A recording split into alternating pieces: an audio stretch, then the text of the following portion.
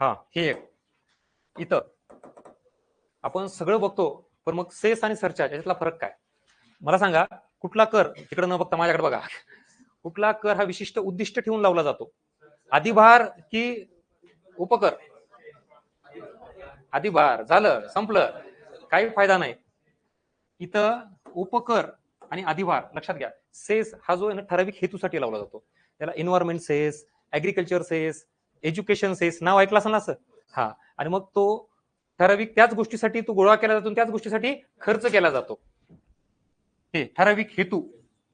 आणि इथं अधिभार म्हणजे काय? मग ह्याचा काही उद्देश नसतो, जास्तीच्या उत्पन्नावर लावलेला कर त्याला आपण सरचार्ज म्हणतो. म्हणजे इन्कम टॅक्सच्या स्लॅबमध्ये तुम्ही आलात, पण तुमचं इन्कम अजूनही जास्त आहे, इन्कम टॅक्स तर लागणार, प्लस काय लागणार? सरचार्ज लागणार. Got it? जास्तीच्या उत्पन्नावर, त्याला सुपर रिच पर्सन म्हणतो, त्यांच्यावर आहे. आपण कधी याच्यात जाऊ का नाही कॅटेगरीत माहित नाही आता पण हे सुपर रिच पर्सन मध्ये आहे.